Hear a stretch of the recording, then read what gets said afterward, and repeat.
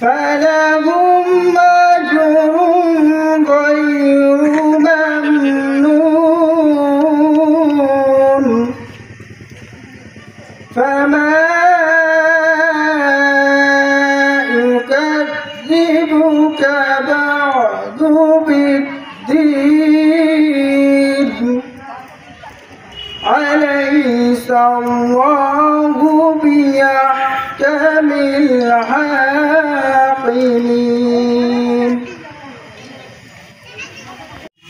কিন্তু খুশির আবহাওয়াটা সর্বস্তরে অনেক সময় বিরাজ করে না, বিশেষ করে যারা একেবারে প্রান্তিক পর্যায়ে আছে, অর্থনৈতিকভাবে পিছিয়ে আছে, সুবিধা বঞ্চিত, অনাথ কিংবা অসহায় শ্রেণী।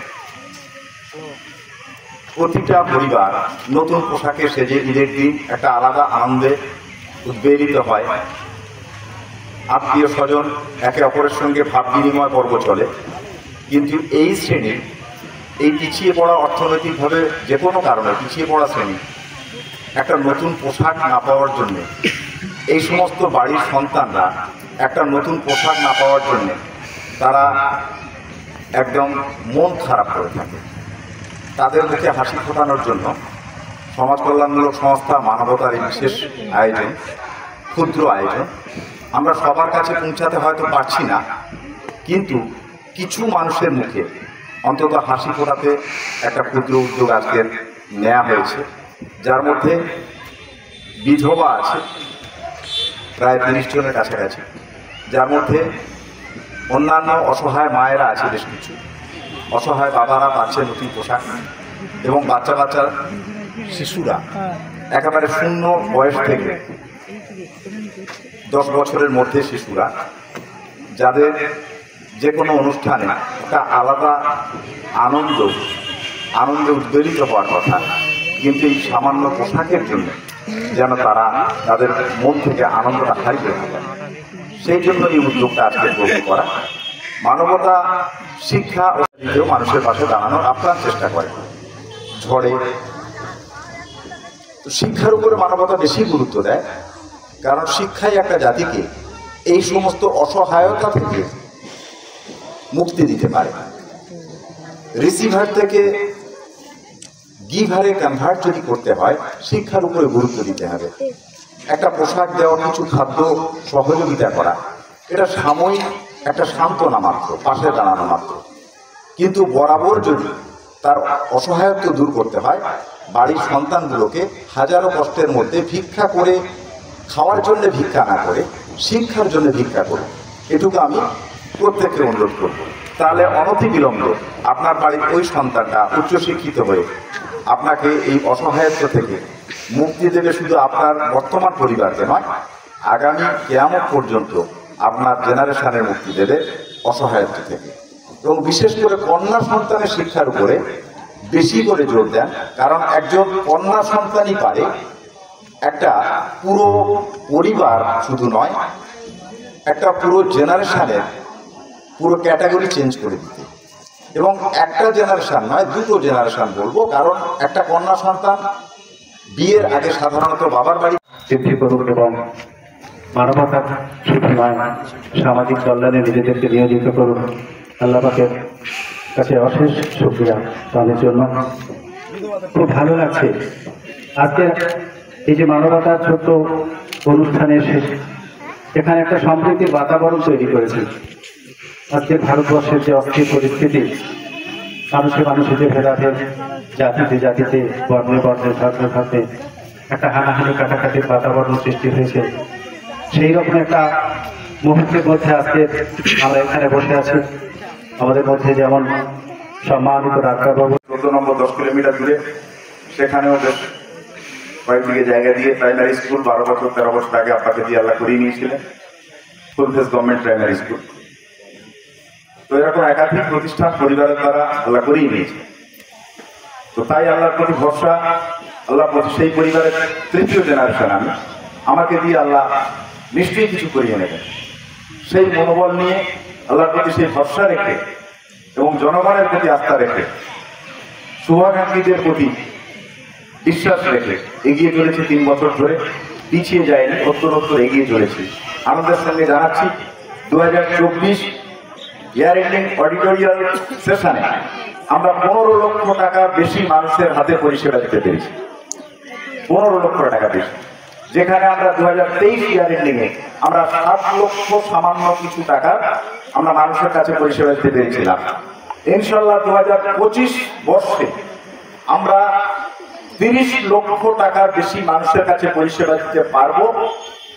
এই মুহূর্তে প্রায় 1 লক্ষ টাকার উপরে একটা প্রতিশ্রুতি আমাদেরকে এক ভাই দিয়েছেন। লক্ষ্মীনারায়ণপুরেই তার বাড়ি, মানবতা স্থায়ী অফিস হবে, সেখানে যে ফিলিংয়ের ব্যবস্থা হবে সেই পুরো মাটিটাই তিনি ব্যবস্থা করবেন বলেছেন। সবাই আলহামদুলিল্লাহ বলি। তো সেই ব্যবস্থা তিনি করবেন এবং ইনশাল্লাহ আগামী 1-2 মাসের 3 মাসের ভেতরে বাবুল স্যার থাকবে, আমাদের আরিফ ভাই থাকবে এবং মাইনরিটির যিনি হেড আছে পশ্চিমবঙ্গে আহমেদ হাসান ইমরান সাহেব, তাকে দিয়ে আমরা লক্ষ্মীনারায়ণপুরে মানবতার স্থায়ী অফিস আমরা ভিত্তিপ্রস্তর।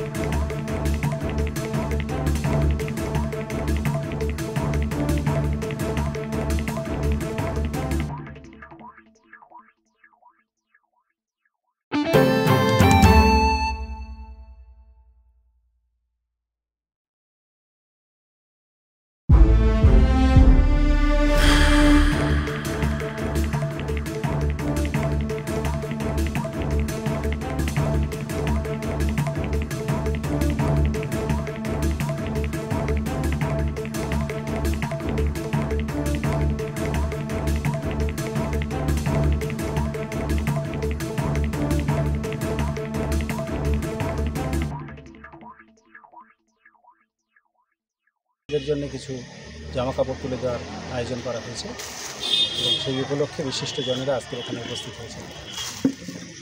কি কি দেওয়া হয়েছে আজকের ওই বিধবা মহিলাদের এবং কিছু অনাথ মহিলাদের শাড়ি দেওয়া হয়েছে কিছু, এবং লুঙ্গি দেওয়া হয়েছে বেটা ছেলেদের, আর বাচ্চাদের জন্য ছেলে মেয়ে উভয়ের পোশাক এখান থেকে বিতরণ করা হয়েছে এবং সেই সাথে কিছু ঈদের খাদ্য সামগ্রী, সিমুই টুমুই এই জাতীয় কিছু খাদ্য সামগ্রী তুলে দেওয়া হয়েছে বুঝতে পারা। আপনার নাম? আমার নাম মর্তজা নেগাবান, আপনি মানবতা ট্রাস্টের সভাপতি। প্রায় 150 মানুষের হাতে, শিশু, বৃদ্ধ, বৃদ্ধা এবং বিধবা মিলিয়ে প্রায় 150 মানুষের হাতে খাদ্য সামগ্রী এবং পোশাক তুলে দেওয়ার পরিকল্পনা ছিল। সামান্য কয়েকজন উপস্থিত হয়নি, তাদের বাড়িতে পৌঁছে দেওয়ার কথা ভাবা হয়েছে। নাম? আমি জুলফিকার আলী পিয়াদা, মানবতা স্বেচ্ছাসেবী সংগঠনের সাধারণ সম্পাদক। মানবতার এই মহৎ উদ্যোগ এবং এত সুন্দর একটা প্রোগ্রামে সামিল হতে পেরে আমি নিজেকে খুব ধন্য মনে করছি। আমার নাম আরিফ আহমেদ, আমি কলকাতা মেডিকেল কলেজে ডাক্তার হিসাবে কর্মরত। মানবতা এবং তার কর্ণধার জুলফিকার আলী পিয়াদা মহাশয়ের উদ্যোগে আজকে যে মহতী অনুষ্ঠান, ঈদ উল ফিতরের ঠিক আগের দিনে এরকম একটা অনুষ্ঠানে উপস্থিত হতে পারে নিজেকে খুব ধন্য বলে মনে হচ্ছে। এরকম পরবর্তীকালে এরকম অনুষ্ঠান হলে আমরা আবার আসবো। আমি ডক্টর বাবুল রহমান, কলকাতা পিই হসপিটালে কর্মরত। জানেন, মানুষ হিসাবে আমাদের প্রধান দায়িত্ব হচ্ছে অসহায় হতদরিদ্র মানুষের কিছু পাশে দাঁড়ানো। সেই কাজটা খুব সুচারুভাবে এবং দায়িত্ব সহকারে করে যাচ্ছেন আমাদের জুলফিকার দা এবং তার সংগঠন মানবতা। আমি সমাজের সমস্ত মানুষকে অনুরোধ করব আরও সবাই আরও এই সমস্ত কাজে এগিয়ে আসুন। আমি এইটুকু বলতে চাই যে আমার বন্ধু জুলফিকার আলী পিয়াদা মানবতা নয়, এটা বাস্তবতা। কারণ মানুষ হিসেবে যেটুকু কর্তব্য সমাজে, সেটুকুই আমার বন্ধু এটা সেই পরিকল্পনা নিয়ে আজকের যে মানবতা তিনি কর্ণধার হিসাবে যেভাবে সহযোগিতা করছেন, আমি তার বন্ধু হিসাবে যতটুকু সহযোগিতা করার বা এলাকার প্রধান হিসাবেও যেটুকু কর্তব্য আমি ওকে সার্বিকভাবে সহযোগিতা করব। আমি নিশিকান্ত হালদার, কোলা গ্রাম পঞ্চায়েত করে। দেখুন, আমাদের রাজ্য বিশেষ করে বাংলা এই ধরনের জিনিসগুলো খুব পছন্দ করে না, ঠিক আছে। তো সেদিক দেখতে গেলে জুনিয়রবাবু যে প্রোগ্রামটা চলছে, মানবতা ট্রাস্টের যে কাজটা, এটা তো আমি যেটা দেখছি সবাইকে নিয়ে চলার কাজ এটা। তো এটা সাম্প্রদায়িক সম্প্রীতি একটা দৃষ্টান্ত একটা, তো এই হিসাবে খুবই ভালো লাগবে অনুষ্ঠানটা। আপনার নাম? আমার নাম সুমন মণ্ডল, সরিষা। আজ থেকে 3 বছর আগে শিক্ষা, স্বাস্থ্য এবং অন্যান্য দায়বদ্ধতা মাথায় নিয়ে মানবতার পথ চলা শুরু হয়। মানবতার স্থায়ী ঠিকানা যে ভূমিতে আমরা দাঁড়িয়ে আছি এই গ্রামে হলেও মানবতা সারা পশ্চিমবঙ্গের সবকটি জেলাতে কাজ করবার জন্য উদ্যোগী।